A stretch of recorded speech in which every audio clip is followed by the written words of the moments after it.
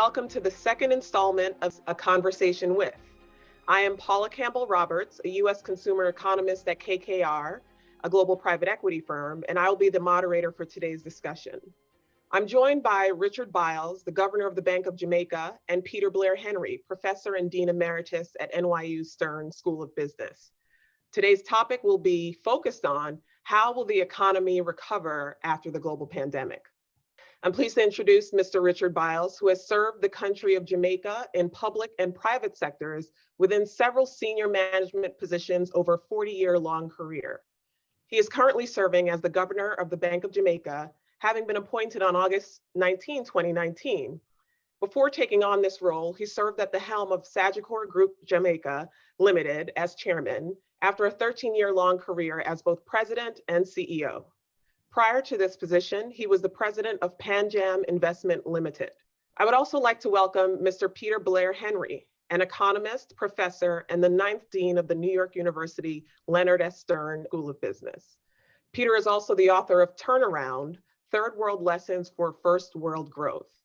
Prior to teaching at NYU, he was also a professor of international economics at Stanford University. In 2008 and 2009, Peter served in President Barack Obama's presidential committee in reviewing international lending agencies. He then went on to be appointed to the President's Commission on White House Fellowships. He is currently serving on the board of directors of the National Bureau of Economic Research, Citigroup, and Nike.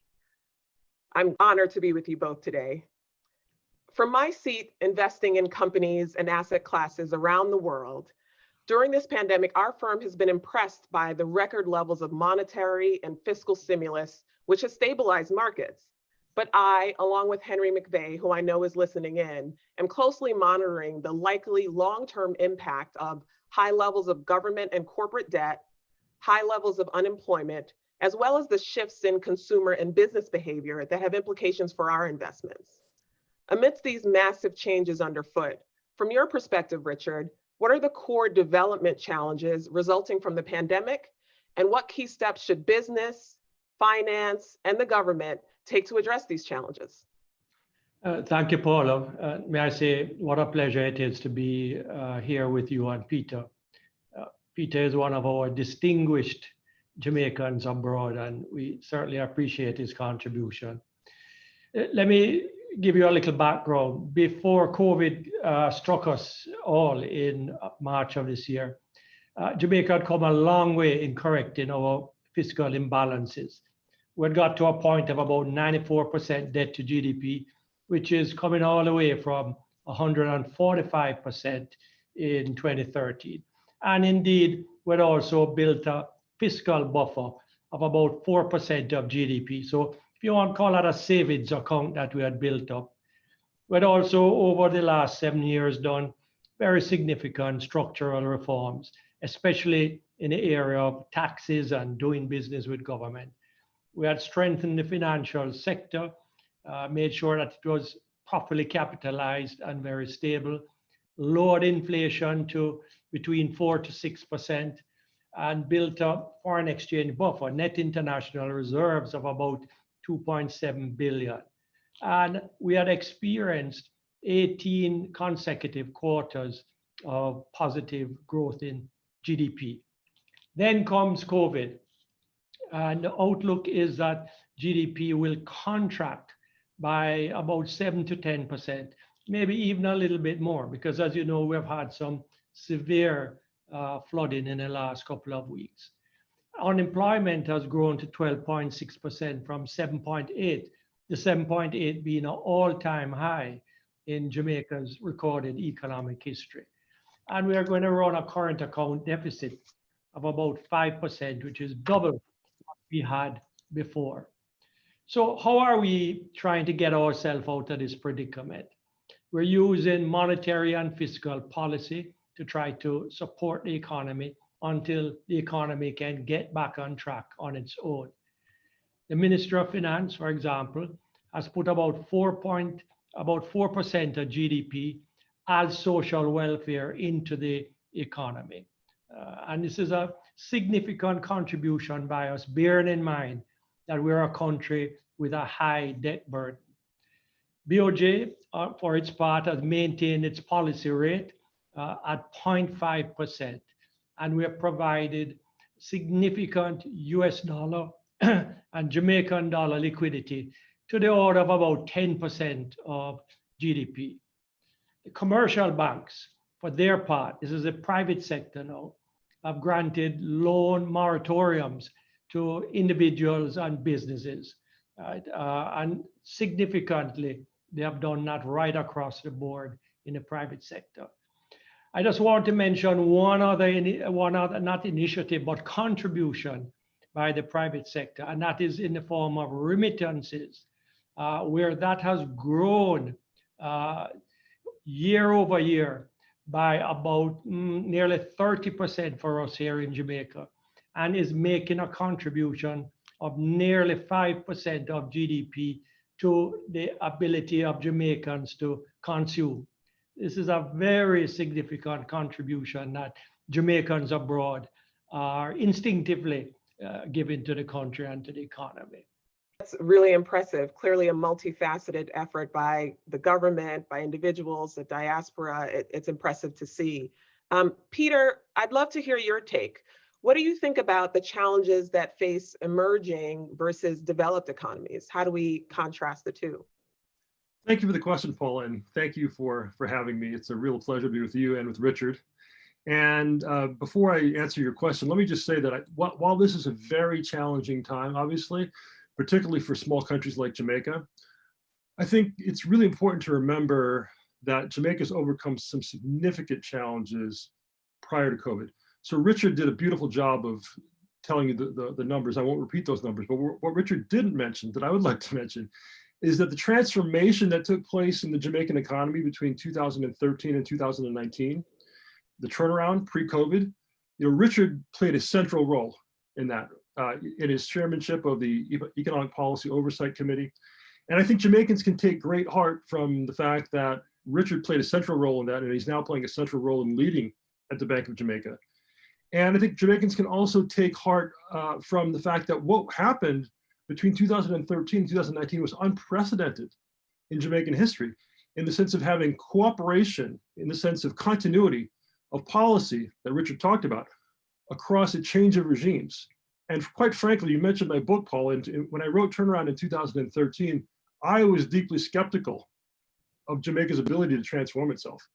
And I'm quite happy to be eating crow, so to speak, on that, because Jamaica has really turned itself around. So all that to say, under the leadership of successive parties, under Richard's leadership, and we now have some people who are in place in Jamaica who understand what it means to make tough decisions.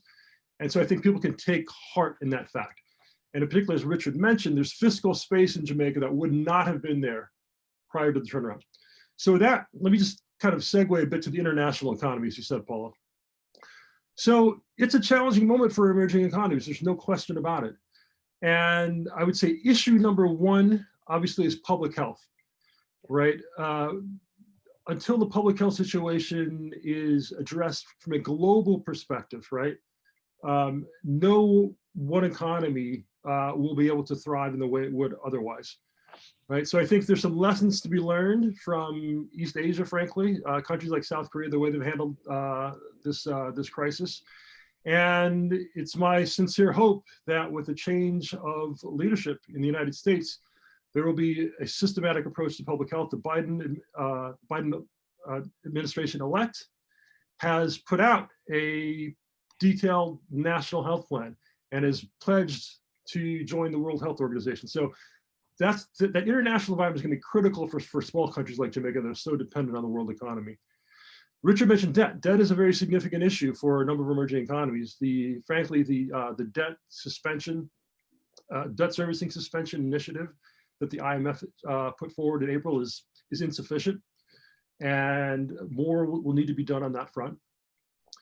And one of the main challenges, in addition to public health and the debt situation, is going to just be, frankly, a full-throated commitment to continued trade and globalization from the biggest economies in the world. And that is not going to be easy to come by, because as we know, even prior to COVID, there was a real pushback against globalization. And so one of the major strategic challenges the world is facing right now, Paula, is this trade-off between, on the one hand, we've seen the need to be more resilient locally because of COVID, and we need to think very carefully about how do we create domestic supply chains that are sufficiently robust to the kinds of external shocks that we've seen. But on the other hand, there's a trade-off on efficiency. And we know from the last 30 plus years that more globalization, not less, is what emerging economies, particularly countries like Jamaica, need. So Jamaica can't do a heck of a lot, to be honest, because it's a small country in terms of pushing that debate. But we have to continue to speak with one voice with our partners in CARICOM and with other countries that are in a similar boat that need the global economy, and to advocate that this is the way forward. If you want to have a revived global economy, you need to have a continued commitment to trade and globalization. You raise such great points, Peter, some that we wrestle with even at my firm. And I hope that the trend towards resilience and away from just in time to just in case, and the trends towards nearshoring maybe ends up benefiting countries like Jamaica. Well, I think it's an important point, Paula. So, as Richard knows, Richard turned crisis into opportunity in Jamaica in 2013, 2014 with EPOC. And so what can a country like Jamaica do given all the turbulence externally? You have to position yourself, right? And think about how do you turn those challenges into opportunities. I think you mentioned some possibilities there, Paula. Fantastic. You also mentioned, Richard's example as, a tremendous leader, and reminding us of the dramatic growth that Jamaica has experienced and the dramatic transformation that Richard played a key role in. I think that reminds me of, often we have this dichotomy where we think, developing economies are often viewed as lagging developed economies, but I think there are certainly cases where they're actually leading. And one of the examples, Richard, I'd love for you to tell us more about is the Bank of Jamaica's initiative to introduce a digital currency as another means to facilitate financial inclusion through technology. I think that's groundbreaking. And I'd love for you to tell us a little bit more about that initiative, as well as any impact that the pandemic might have. Yeah, well, the CBDC, Central Bank Digital Currency, I'm very proud of it, and I hope that we can guide it to a very successful launch. Where we are now is in the preparatory stages, looking for and selecting technical partners to work with us. So we are in the very formative stages. But what is a CBDC? It's really cash that is digitized. So in the same way that cash is minted by the central bank and issued, it's the same way that we will create digital money and distribute it from the central bank into the commercial bank. So it's no different. The process and the distribution network is just like cash. And hopefully it will be used just like cash at the retail level. So there's no risk of inflation. We're not creating more money than we would have with cash. And digital currency is not interest bearing either. So there's no incremental creation of money or purchasing power. It's exactly what we meant. $1 Jamaican is all that it ever will be in circulation. As I said, it will go through the various commercial banks down into the business community and into the retail sector, and it will be transferable phone to phone or phone to any other device that can accept that kind of transfer. Now in Jamaica, telephones, cell phones are very prevalent. We have more than 2 per person. Something that we are in a way kind of proud of. So I think there's a good infrastructure reason to expect that digital currency will be successful and will be adopted by the ordinary man in the street. So what are the kind of advantages of it? Well, what it will do is aid in financial inclusion, because to have the use of digital currency, you have to open an account. And what we have done is pass legislation that gives banks more flexibility in how they can recruit customers. So if you're a small customer, the standards are lower. If you're a big customer, the standards are higher. A digital currency should reduce the cost of payments considerably. The cost of handling cash is tremendous. I know what it costs the central bank to mint, hold, and distribute and refresh currency. It's a lot of money.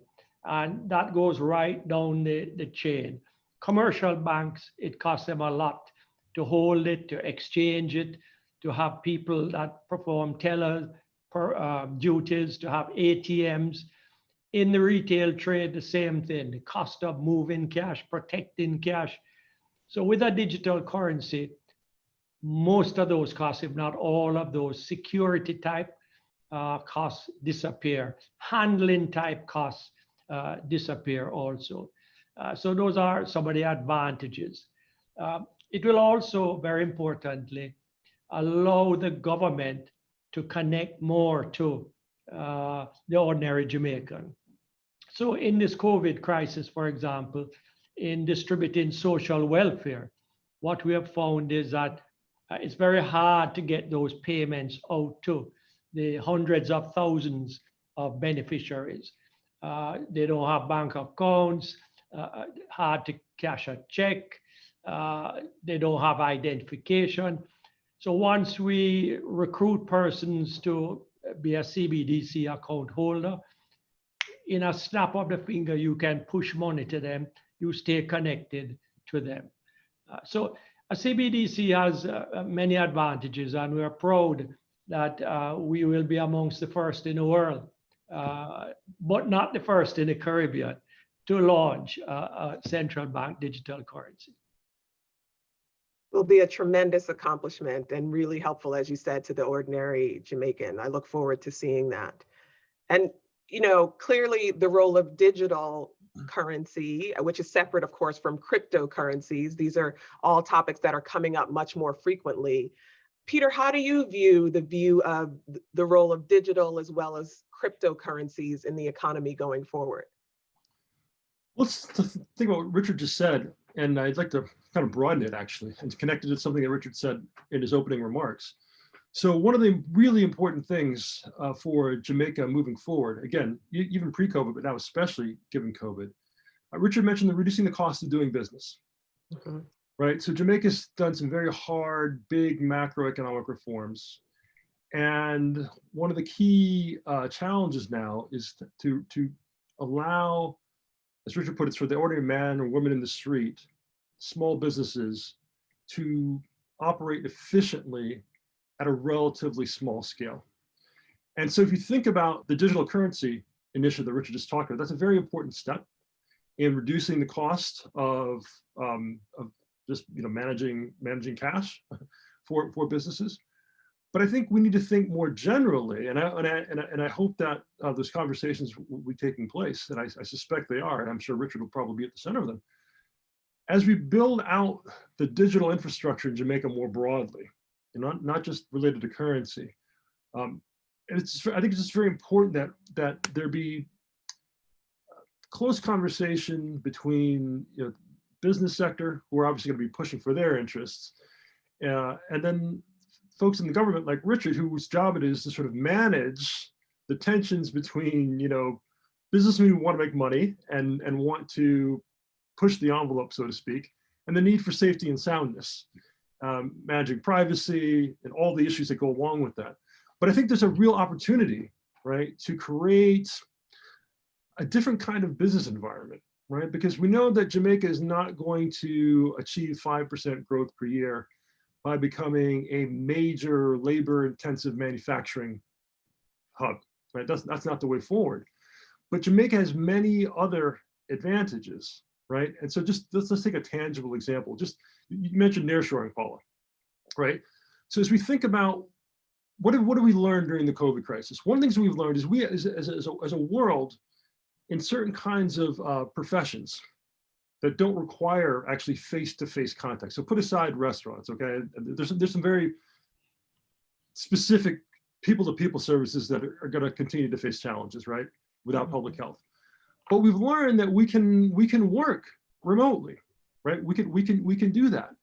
And I don't think that means that, you know, cities are going to disappear or that everyone's going to go into hibernation. But what it does mean is that people who have been working in very, very expensive places around the world, from New York to San Francisco to London, including, you know, many Jamaicans, but not all Jamaicans, right?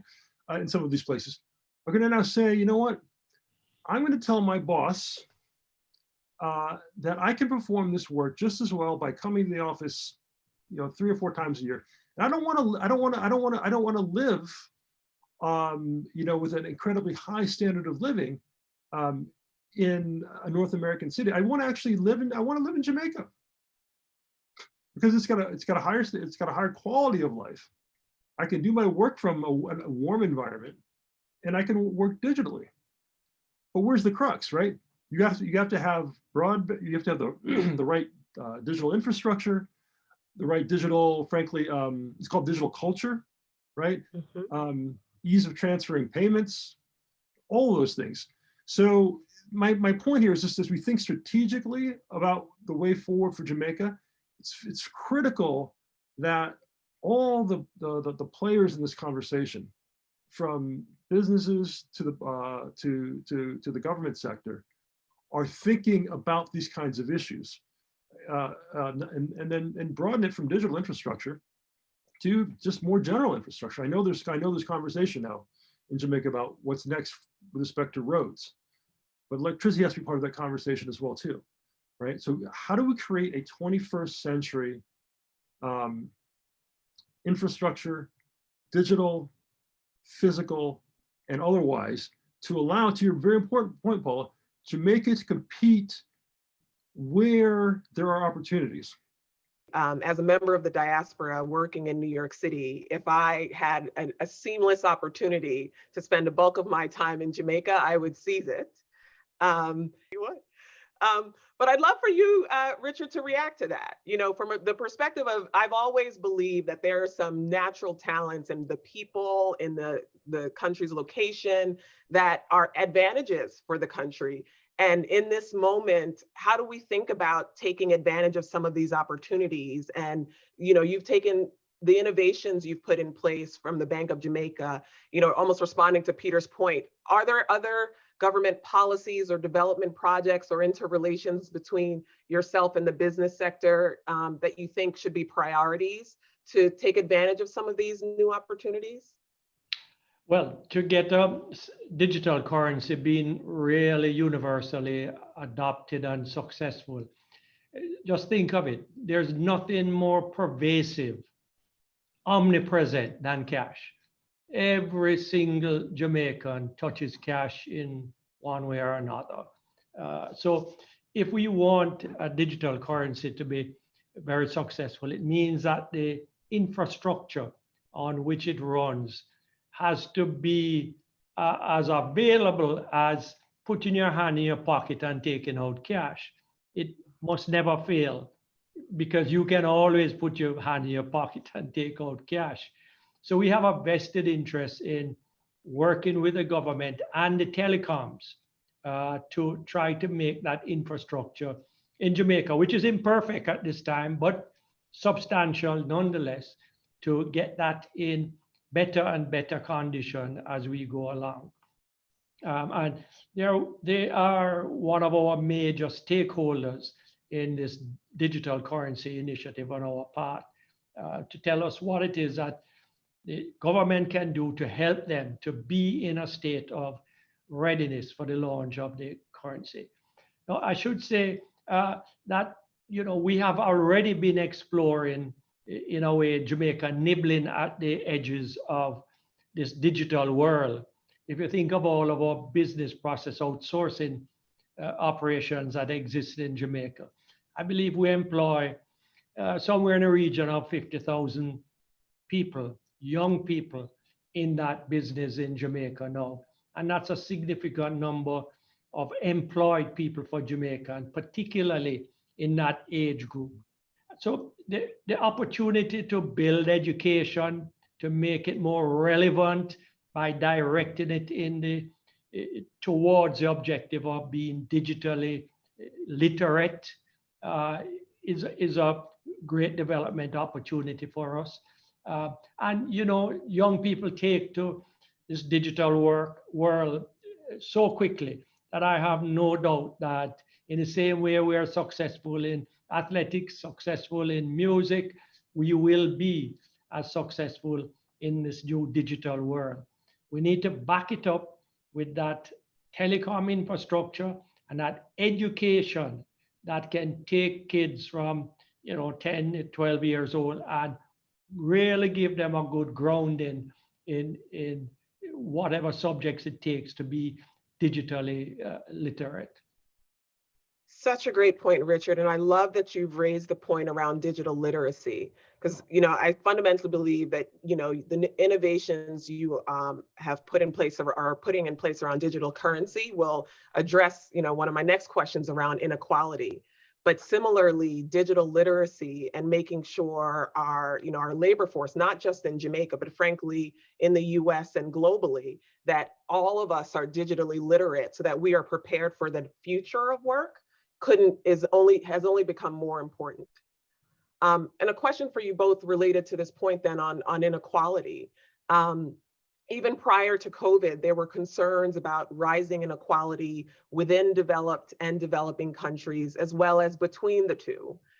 Do you expect disparities between standards of living to improve or worsen in the post-COVID economy? And I direct that to both of you. Well, I think yes, it is the answer. It will cause more inequality in Jamaica, as well as between Jamaica and other countries. In our experience in Jamaica is that, compared to what we hear happens in the United States, we have enormously less resources per capita to devote to social welfare.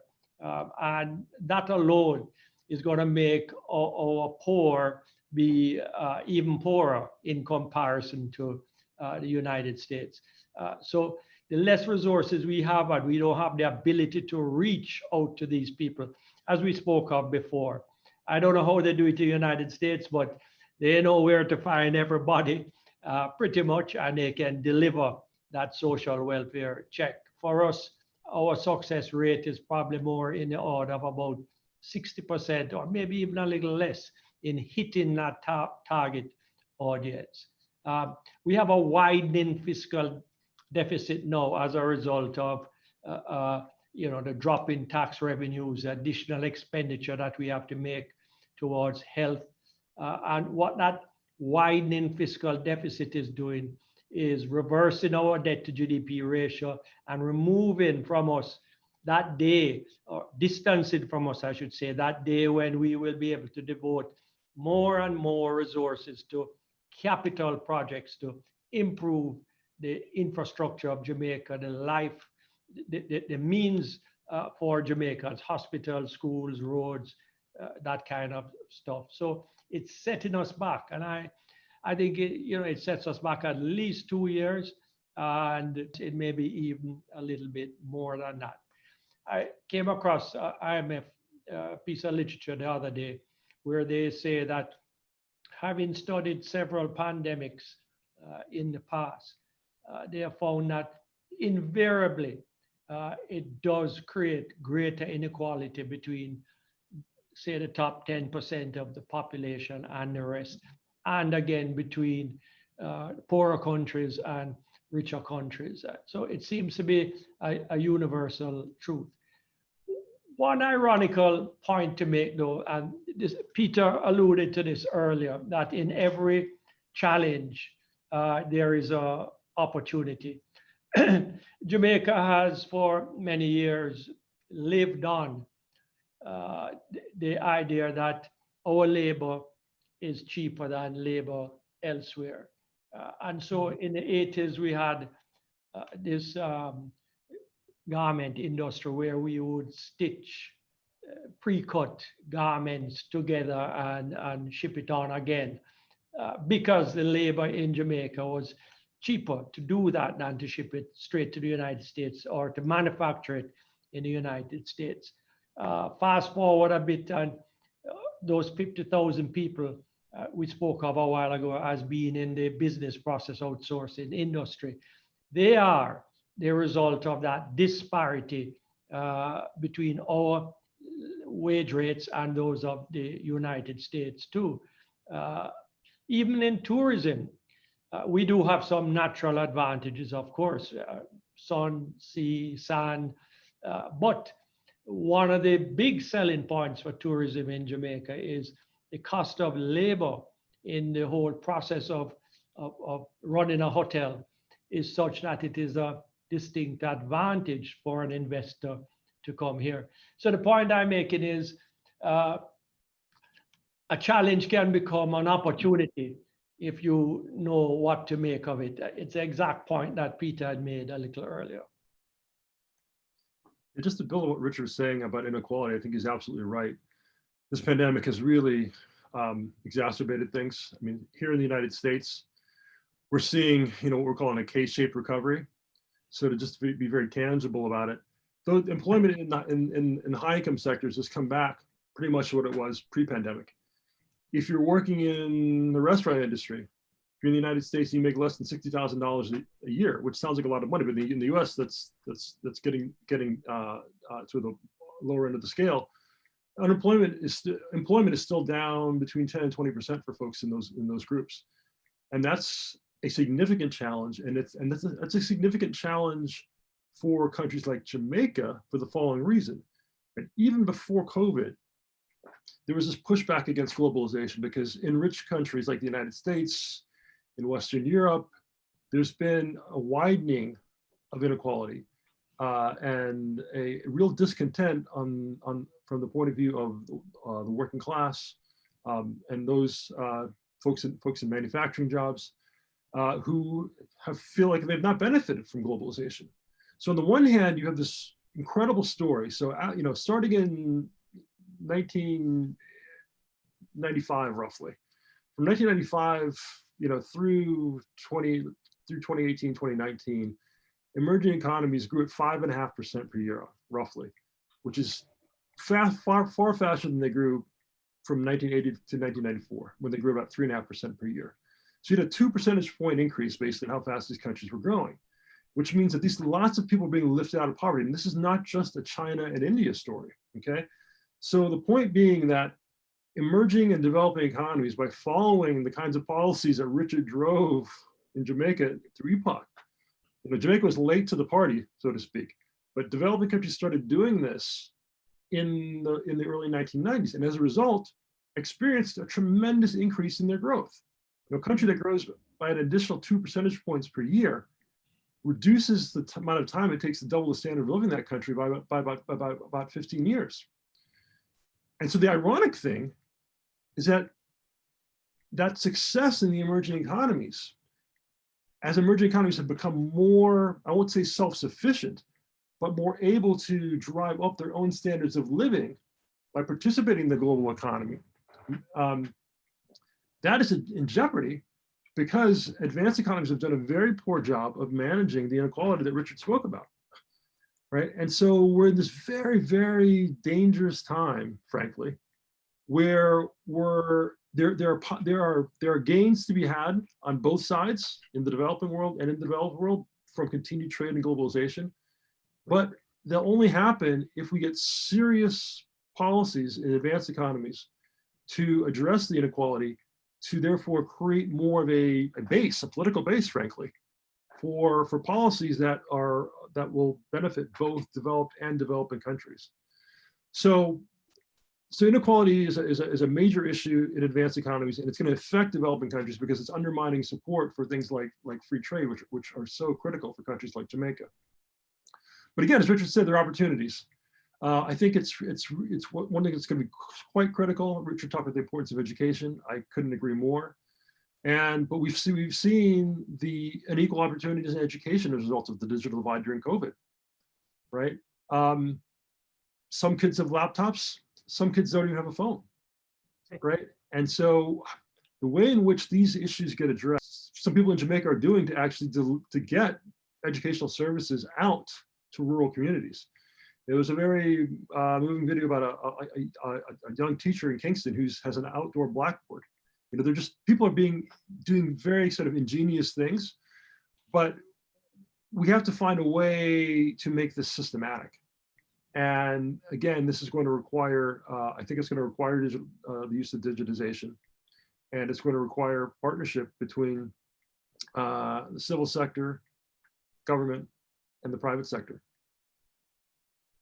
I certainly agree with you both, especially on the importance of education. When we look at the similar data, especially for the US, the disproportionate job loss has impacted those without a college degree, right? So to your point, Peter, so education is key to think about rectifying that going forward. The question I have, which is outstanding, and I don't know that we can answer it on this call, is to the extent that those with a college degree or in more professional job categories have not yet experienced the same job loss. That's true to date. But to what extent is that going to continue to be true over the next 4 to 6 months? Because historically, once you've had the type of contraction and economic growth that we've seen this year, job losses in the financial sectors, et cetera, tend to follow. So that's my big, open question on whether we actually will see this end up impacting some of the higher earners as well. But related to that, and maybe shifting topics just a little bit, you mentioned this, Peter, that. Maybe just quickly on that. You want to please respond? Just quickly in a U.S. context, this is now critical. Where, segueing from folks like Richard who run central banks to policy to legislators, right? Legislators have to basically take the baton at this point. So the Federal Reserve of the United States has done all it can to put kind of a safety net in place and to keep financial markets functioning. But to your point, if we don't get an additional relief package in Congress in the United States in the new year, we should have had one already. We haven't had one. If we don't get a serious public health plan, then to the extent that lower income earners are continue to be hurt, the financial sector will be hurt, because you think about credit cards, you think about credit default, right? These things are going to become much more significant if we don't get a more uniform recovery. So your point is really well taken, Paula, where the high income earners are not immune, right? And we've got to address public health, and we've got to get relief to people. Harder to do in a country like Jamaica, where there's as Richard pointed out, there are less resources per capita to do that. But creative thinking needs to prevail. Agreed. And it relates to your point about interrelation, which actually leads into my next question for you both, which is with regard to COVID-19, we've seen a diversity of responses by countries around the world, from the examples we've seen from Asian countries who enacted pretty strict measures to approaches taken by Sweden or the US. And early on, as Richard mentioned, those with pretty strict measures in place, including Jamaica, were very successful in containing the disease. But as of November, we are seeing a surge in cases globally. So what implications does this have for ongoing recovery efforts in Jamaica? Are there any lessons that the rest of the world can take from countries like Jamaica, both in managing the health as well as the economic crisis? Would love to hear both of your thoughts, and maybe I'll sprinkle on one other layer, which is the question you raised, Peter, about globalization, right? Now that more and more countries are looking inwards, whereas the demands of the day maybe require us to think in a more integrated manner, how do we manage that? And I'd love to hear both of your thoughts on that question. I think it's a very important question, Paula. I would say this. I mean, I think the number one lesson is focus on public health and be vigilant and don't back away. You mentioned, South Korea, New Zealand, other countries have dealt with this very differently. Jamaica was doing quite well. I mean, I can speak bluntly because I'm a concerned Jamaican speaking from afar. So the question is, what do you do moving forward? And I think the answer is be more vigilant, recognize you can't let up on this thing. Particularly, there's good news this week. It seems as though the vaccine trials at Pfizer are promising, but we're a long way away from actually having the vaccine. And coming back to Richard's important points about the digital economy, it's not just currency, it's identification, right? Getting people registered, figuring out how, when you do have a vaccine, how are you going to efficiently reach people? And how are you going to distribute it? These are all things that the thinking needs to be happening now, right? As part of an integrated digital conversation, right? So vigilance is sort of the strategic kind of frame you have to have. But then as you implement it tactically, thinking about how to use the digital economy, digital technology to do that. And thinking about, again, not just distribution of vaccines, because we're not to vaccines yet, but just thinking about how do you use the information you have to combat public health even more, to combat the crisis even more efficiently, right? So, we're beyond testing and tracing in most places at this point, but certainly there are things that we can do to share information more efficiently about where cases are spiking, and to just monitor behavior and treatment to actually implement a more vigilant, consistent, persistent strategy until such time that we do have a vaccine, because it's not coming to save us tomorrow. No. Yeah, agreed. In Jamaica, I think we have sought to find a balance between preserving lives but maintaining livelihood. So I guess if you said that the world had two models at the extreme, one kind of laissez-faire, where anything pretty much goes, but it's accompanied by a massive social assistance program, and then on the other hand, you have a version where everything is locked down very tightly and business continuity is sacrificed. We walk somewhere in between that. And I think we have done a pretty good job of it. That's what the results seem to show. Some of the initiatives that we have taken is we closed our borders pretty early. And for us, that's a very significant step. As you know, tourism is a big part of our well-being. So closing the borders, big step, and we did it early. And I think that helped quite a lot. Curfews, that's another kind of Jamaican option that we have exercised. So in Jamaica, we're accustomed to curfews when it comes to crime. But we use that same technique now to do with COVID. And we found that where there are specific geographical areas that have had outbreaks and spikes, we've been able to curfew that, and once it has settled off, then to open up back those borders. Social distancing, I think we have had a good campaign about social distancing, to close down entertainment in Jamaica, no parties. That's another big step, and we have prosecuted that pretty resolutely here in Jamaica. Work from home orders. Government has been pretty taking a good initiative in that respect and been pretty strict about it. People over a certain age must stay home. In any workplace, X% should stay home and the rest can go to office. So we've had a lot of that. At BOJ, for example, from March, we've had work from home, and anywhere between a third to a half of our employees work from home and have done so from March. And we haven't found that it's been a fall off in productivity at all. So those initiatives have been pretty successful for us. We had a period where we did have a spike, and that's when a lot of Jamaicans who worked abroad had to come home. All those people who worked on cruise ships, and there are lots of Jamaicans that work on cruise ships, work in hotels abroad.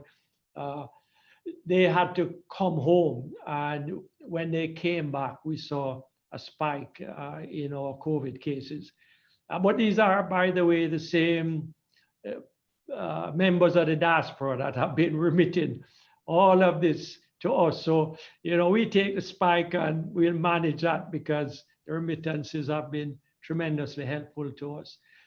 So we have normalized now, and I think that we are heading into a period where the government is even considering loosening up a little bit over the Christmas period and allowing a little bit more social interfacing. So I think we have done a pretty good job on it. Excellent. Peter, did you want to respond? No, I would just say, I think that Richard's right. You have to find a balance.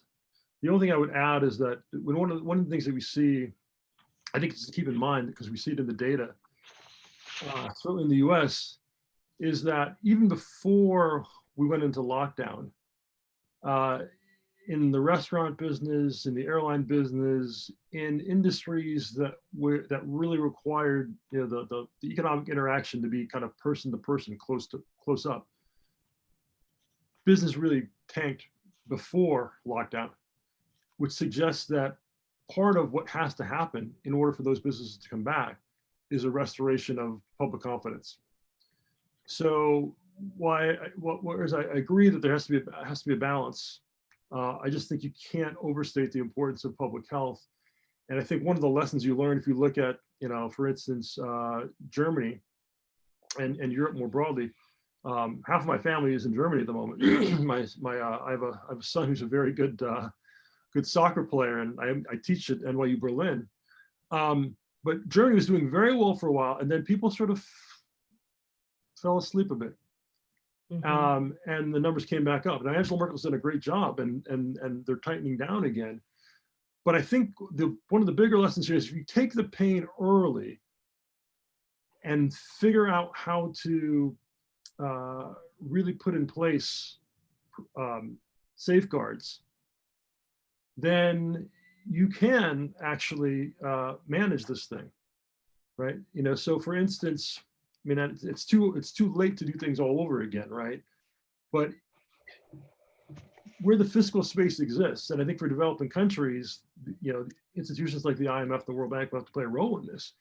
You pay people to stay at home, right?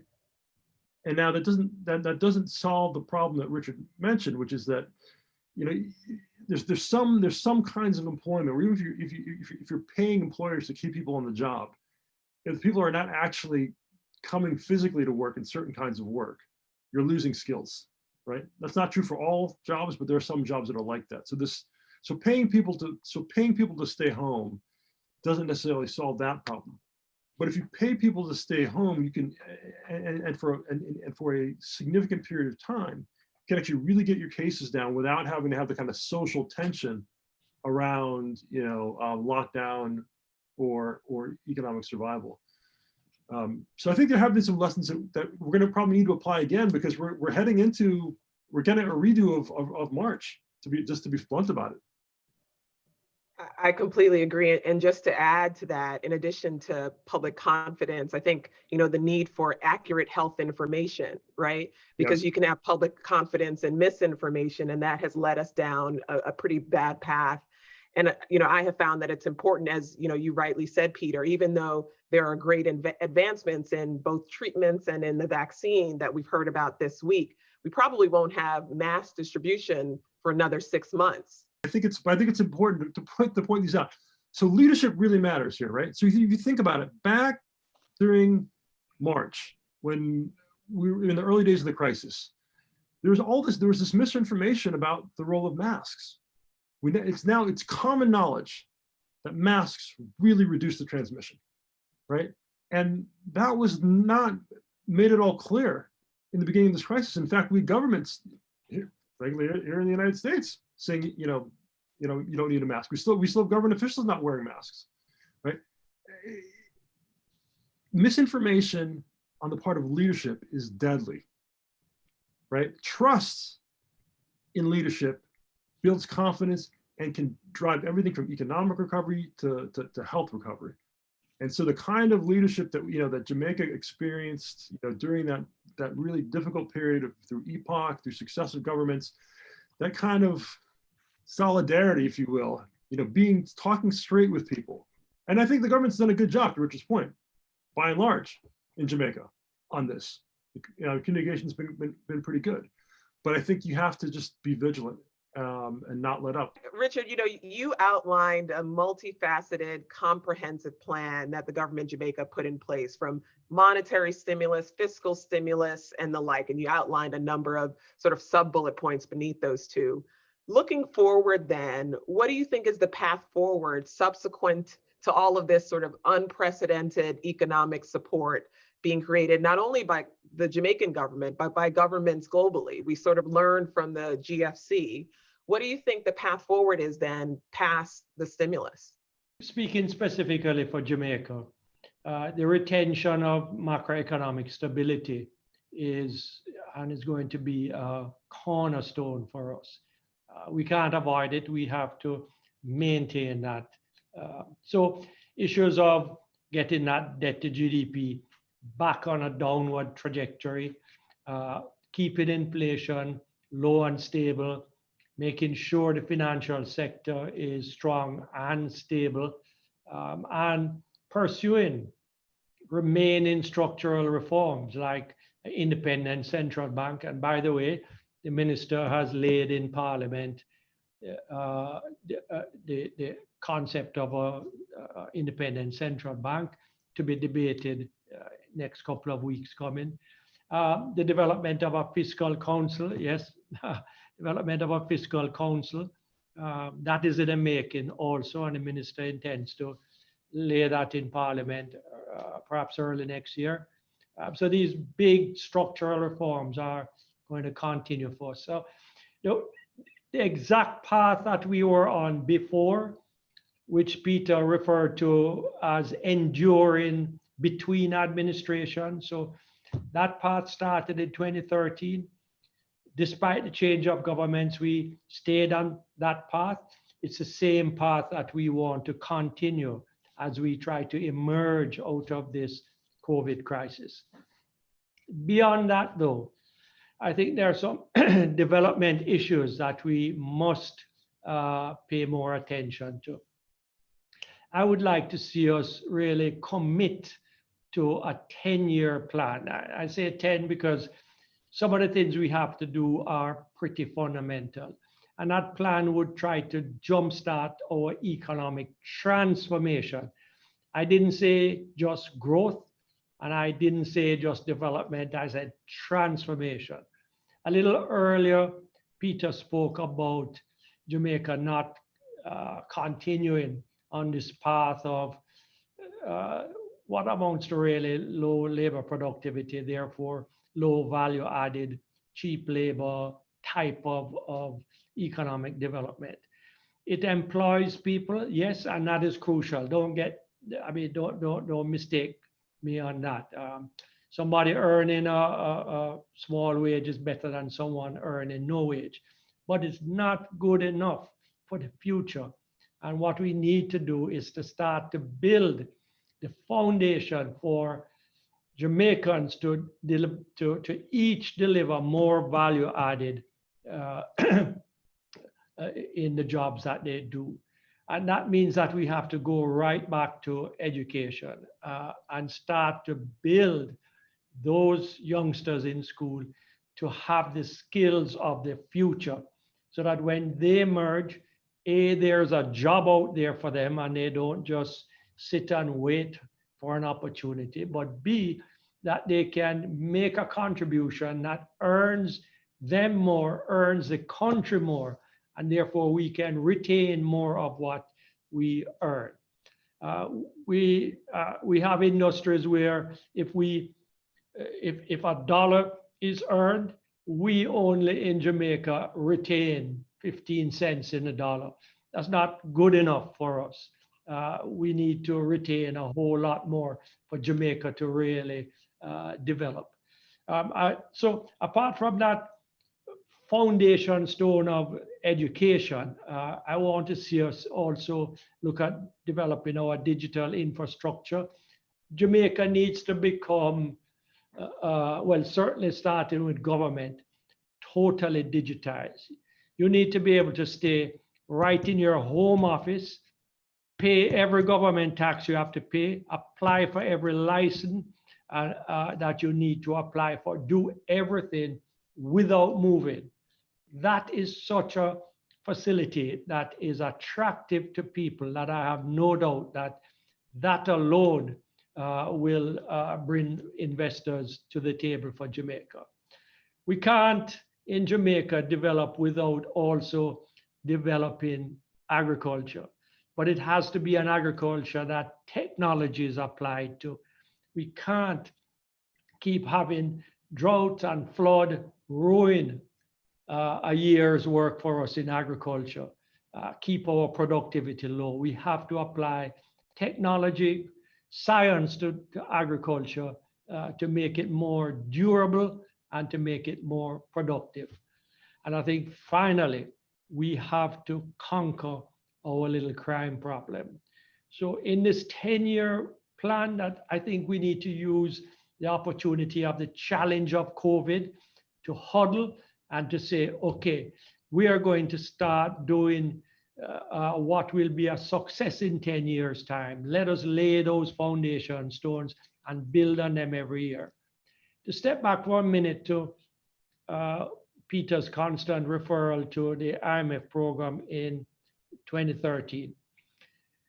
Of all the programs we have ever had with the IMF, and we have had 30-odd programs since our independence in 1962. That program in 2013 is the one that we should have failed at. But we failed at many others before, but the one that we should have failed at, we didn't. And we didn't for a number of reasons. One of them, of course, was absolute determination. Our backs were against the wall and we had to perform. And that is when leadership really blossomed. And I'm not speaking of myself, I'm speaking of leadership in the political system and leadership in the private sector, leadership in society general. Everybody kind of put their shoulder behind the wheel. I think we can do the same thing with this 10-year plan. Let's commit to it. Let's lay out quarterly milestones that we need to hit to achieve this 10-year objective so that we know at every point along the way we are on track because we have achieved these milestones. I mean, I would be terribly excited to participate in the development of that plan and the working of that plan. I'm excited. Excited too. Can I jump in, Paul? I'm in. I think Richard said it really well. And all I would like to add is just sort of connect what Richard said and what needs to happen in Jamaica internally to the external opportunity. So Richard's absolutely right that the key to being a high standard of living economy is not to be a low wage economy, but to be a low cost economy. And you can be a high wage and low cost economy if productivity is high, which is the point Richard was making about value added, right? But the way, how do you drive it? As you said, education, but also the cost of doing business, which is everything from regulation to infrastructure. So let's talk about infrastructure for a second. And that's connected to the global picture. One of the biggest untapped opportunities facing the world right now is the following. For at least a decade plus, everybody from Ben Bernanke to Janet Yellen to other central bank governors have talked about the global savings glut, which basically means we've had a lot of savings and relatively little real investment. Not talking about 401k plans, I'm talking about investment in capital. Okay, and what that means, that's the reason why we have record low interest rates, even before the COVID crisis, right? That exists at the same time we have massive undercapitalization in infrastructure throughout the developing world, Jamaica included. Okay, so the biggest infrastructure opportunities for the world exist in the big developing countries. Okay, but Jamaica can participate in that in the following sense, right? So if the world is going to actually get back to rapid growth and get out of this global savings club low interest rate environment, it's going to have to find a way to match basically savings that's sitting in US Treasury bills to, for instance, the fact that Nigeria's labor force is growing almost 3% per year, and it has 200 million people. Nigeria has all kinds of problems, but if you don't figure out Nigeria, Pakistan, Indonesia, right, to figure out a way to get the savings from US Treasury bills into high potential return infrastructure projects, roads, electricity, et cetera, in the developing world, we're not going to see a return to high growth. So all that to say is, I know that some of the folks at your firm, Paula, and elsewhere are working on this problem. Like, how do we solve this infrastructure financing problem, right? Because it's complicated, but something Richard said is crucial to this. You need stability and predictability. So if you could, so if Jamaica could commit to a market-based, right, approach that says, okay, here's a 10-year vision for Jamaica, and at the center of that vision is harnessing markets to improve the productive and capacity and earning power of the people, not by doing kind of one-off special deals, you know, with free economic zones or tax havens. We've tried that before. It doesn't work. The way to do it is to create a productive, low-cost business operating environment that Richard so eloquently outlined, right? If on top of that you say, okay, let's identify where do we truly have high social return investments in infrastructure, everything from roads to electricity to water supply, right? And this requires real hard thinking. It's not just, you know, what Richard and I happen to think. Oh, we know a man who, you know, has a farm in St. Elizabeth, and right. We're talking about systematic looking at the data to understand where there really are public goods, right? Because infrastructure is a public good. The government's going to have to sort of, you know, fill in that gap. But if the returns are really there in terms of generating, you know, incremental impact on GDP, then you know over time that's going to be sustainable because you can actually raise the tax revenue to fund that. But again, that's going to require continuity across regimes, right? Because you don't know who's going to be in power 10 years from now. And so how do you create the kind of, you know, partnership and commitment to policies that, you know, that were driven under EPOC, right? That allows you to bridge, you know, two different parties. If you could create that kind of confidence and discipline to a long-run vision where people, where foreign investors, the KKRs and, you know, the Blackstones of the world, can say, okay, Jamaica's got a government that's committed to this path. We don't know who's going to be prime minister. We don't know which party can be in power. And I don't know how you create those commitment devices. But to Richard's point, it's essential because now is the time, given low growth, low interest rates in the developed world, for countries like Jamaica, even though and Jamaica's small potatoes, frankly, compared to Nigeria. But the good news in that, again, to Richard's point about opportunity, you don't need a heck of a lot of money from the point of view of the global investment pool, right? Just a fraction of that could do a world of good in Jamaica. So, but it takes vision, and I think most importantly, it's going to take discipline and commitment, and figuring out some way to basically tie both parties' hands to the kind of massive economic discipline going forward. Brilliant points for both of you, and I agree wholeheartedly, particularly in this low yield environment where investors are, you know, flying to quality, the proximity of Jamaica, the sort of the infrastructure from a business and a central bank perspective that you've established, Richard. I think it should be a tremendous opportunity for Jamaica. I could talk to you both, I think, for hours. This has been a ton of fun. I would, though, like to close for everyone else. We can continue our conversation. If you had, final remarks. I feel so full from this conversation on this topic of, how we return to sort of pre-COVID levels of transformation, so not just growth. You've said a ton already, but if there are any final remarks, I'd love to conclude there. Yeah, I'll be brief because I don't want to repeat myself, but here is what's the truth. This crisis will take a severe toll on Jamaica and every country, but particularly on countries like Jamaica. There's no doubt about that. But there is opportunity in the crisis, and we need to seize that opportunity. And what it really boils down to is this digitization. Because what it does is that it levels the playing field.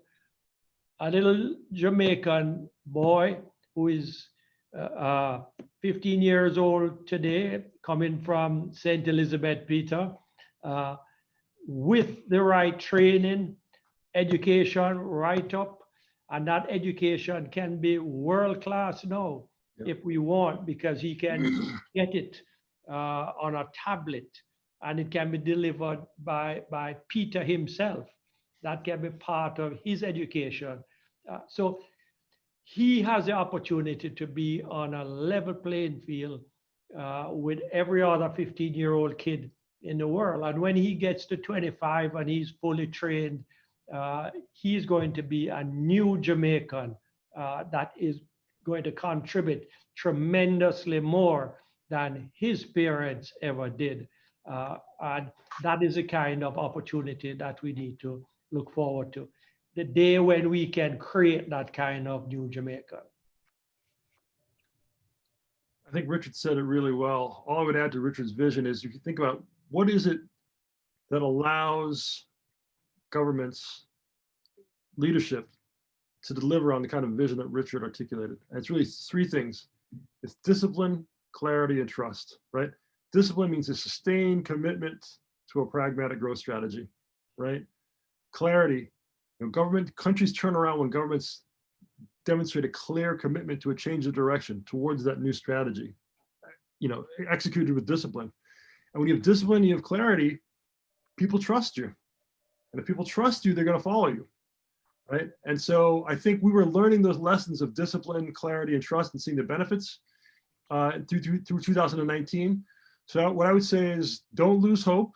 I think Richard said it very well. We're facing tough times, but the role of leaders is to define clarity and give hope, define reality and give hope. So I hope that I know that Richard will continue to do that in his role. I hope that our leaders in the political sector will remember that and continue to do that as well. Thank you for that. And to close, we are certainly in tough times, but I feel comforted that someone like Richard is in the leadership role he's in, and that, Peter, we get to speak with you and hear your insights from Stern. You both have shared, insightful remarks on economic priorities and the need for strategic, sustainable, long-term plans in thinking about economic development in the future. On behalf of the AFJ, we certainly look forward to partnering with you and are really grateful that such esteemed leaders have taken the time to have this conversation with us. And with that, thank you. It's been a pleasure, Paula. Thank you. Thank you, Paula. Thank you, Richard. Good to see you. Good to see you, Richard. Always.